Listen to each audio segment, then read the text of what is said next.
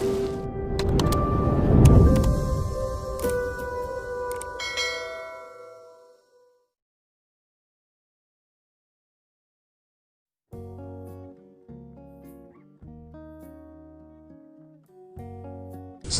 warahmatullahi wabarakatuh. Selamat datang kembali di channel kami Asril Hidayat. Kita akan membahas tentang update terbaru P3K tahun 2021 ya.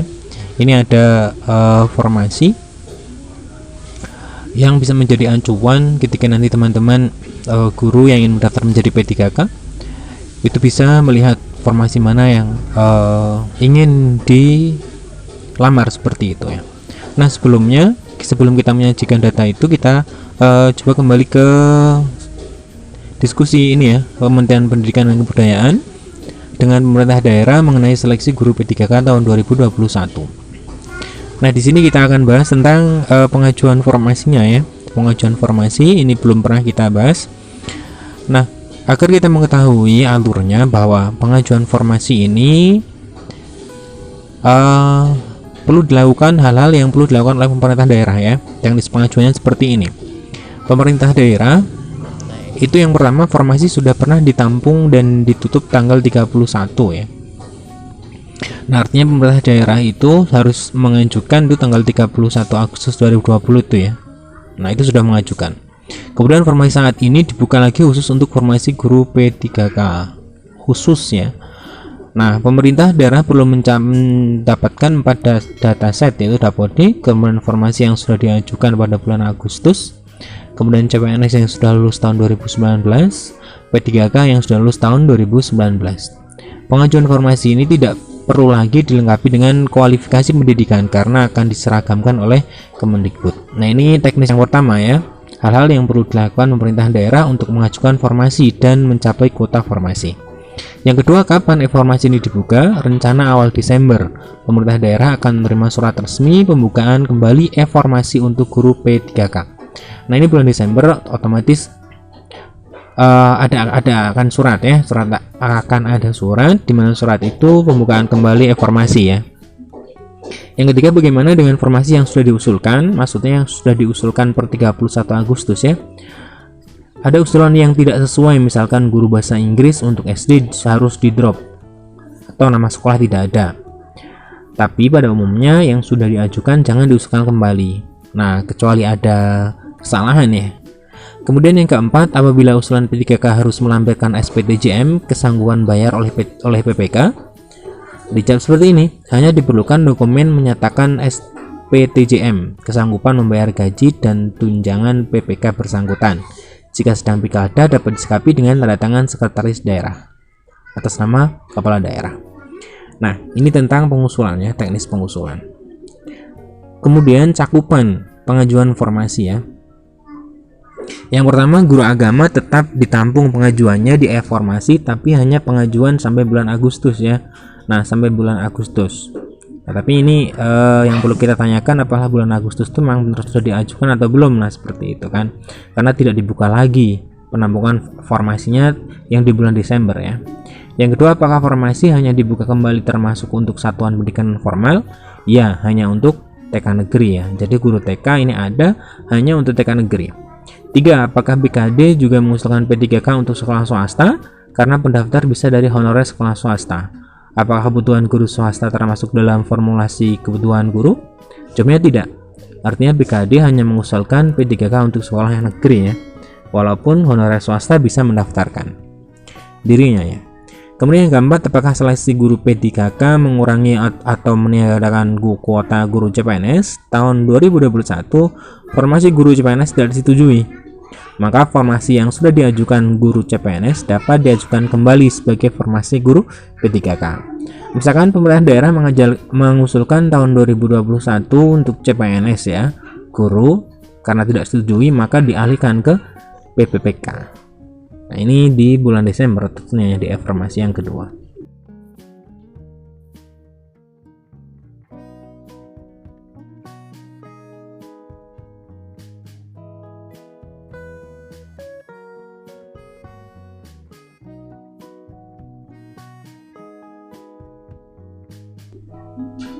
Nah, pertanyaan mengenai anggaran ini tidak harus kita bahas.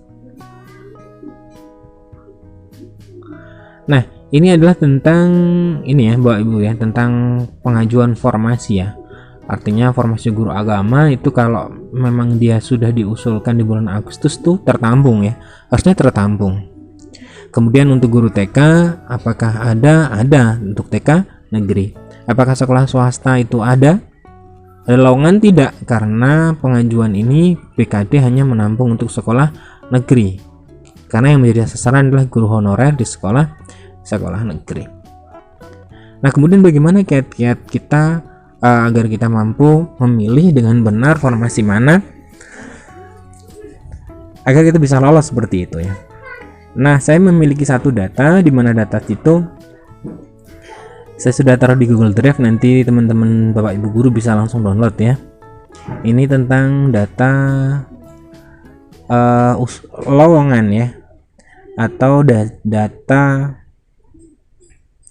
formasi ya, formasi sementara walaupun sementara sekolah-sekolah negeri di seluruh Indonesia ya, terbagi menjadi 2 file. Nah, ini nanti ketika memilih formasi, pastikan Bapak Ibu guru misalkan ingin memilih formasi di yang memiliki sekolah yang memiliki lowongan terbanyak, ini bisa mengacu ke data sementara ini. Ada 2 macam, yang pertama data Dikdas. Nah, Dikdas itu adalah kabupaten ya, kabupaten dan kota di seluruh Indonesia terbagi menjadi 5 regional. Dan kedua data Dikmen, ini adalah data terbagi menjadi 5 regional juga, dan ini isinya adalah formasi di provinsi ya.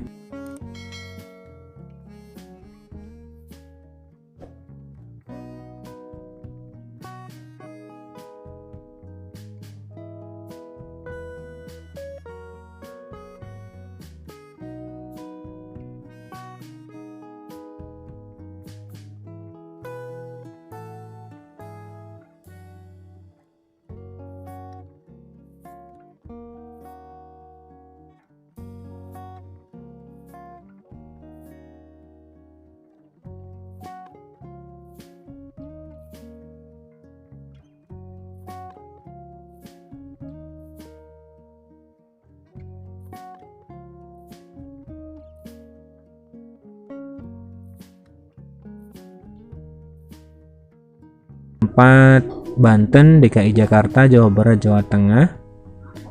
Nah, ini Jawa Tengah, misal coba kita buka ya, Provinsi Jawa Tengah.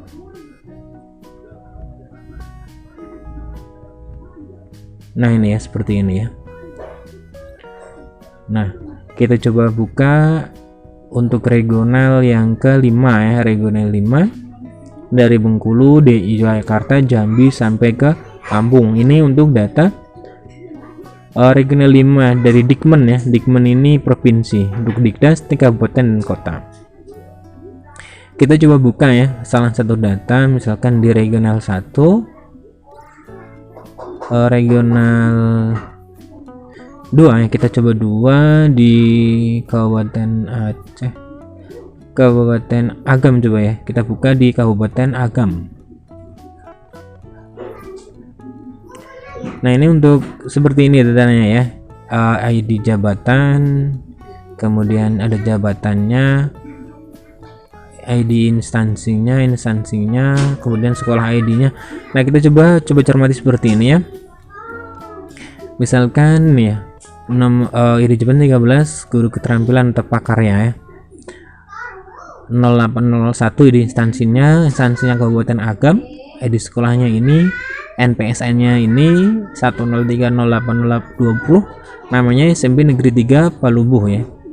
Nah, alokasi beban kerjanya 1 ya, jadi 1 guru, AS-nya 0, kemudian proyeksi usulannya 1, tapi tidak masuk di usulan P3K ya. Nah, misalkan yang masuk ya ini guru kelas ya, guru kelas di Kabupaten Agam, namanya SD Negeri 44 Padang Mardani.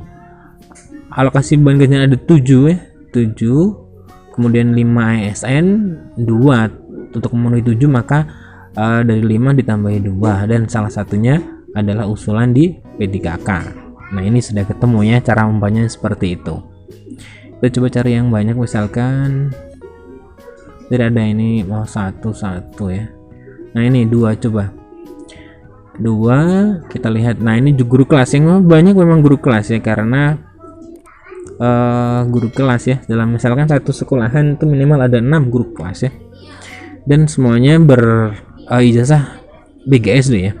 Nah, guru kelas Kabupaten Agam SD Negeri 32 Paninjauan, 6 alokasinya, alokasi beban kerjanya 3 ASN, maka 3 yang menjadi proyek pengusulan dan 2 itu melewati P3K ya, P3K Provinsi Sumatera Barat. Nah, ini ya. Nah, ini banyak, ini 3. Coba kita lihat ada yang melebihi 3 atau tidak. Tidak ada ya, cuma 3 yang terbanyak. Nah, ini ada 4. Kita coba buka ini ya, 4. Nah, masih guru kelas ya. Ini menjadi primadona ya, guru kelas, guru SD ya. Kabupaten Agam SD Negeri 59 Anak Air Dadok ya. Ini 6 beban kerjanya ada 6. Kemudian 2 yang baru ASN, jadi proyeksi 4 ya yang diusulkan, dan 4-4-nya melalui jalur P3K ya. Nah, ini Bapak Ibu guru ya, data tentang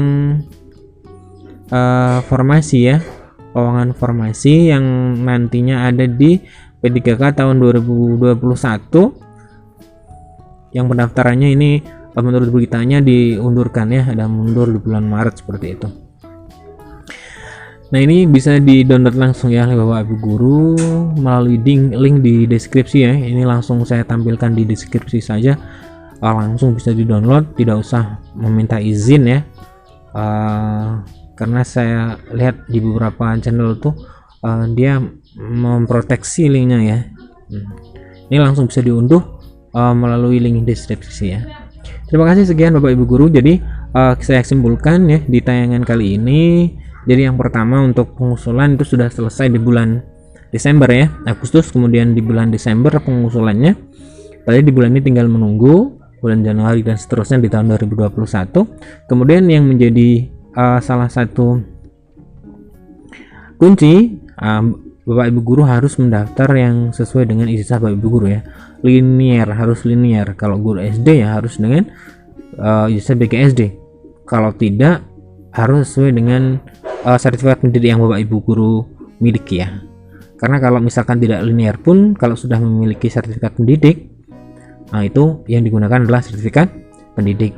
Dan cermati data tadi untuk sehingga Bapak Ibu guru memiliki gambaran ingin melamar di instansi mana. Terima kasih, sekian video saya. Ketika ada bermanfaat, share video ini. Bagi yang belum subscribe silahkan subscribe. Saya akhiri. Assalamualaikum warahmatullahi wabarakatuh.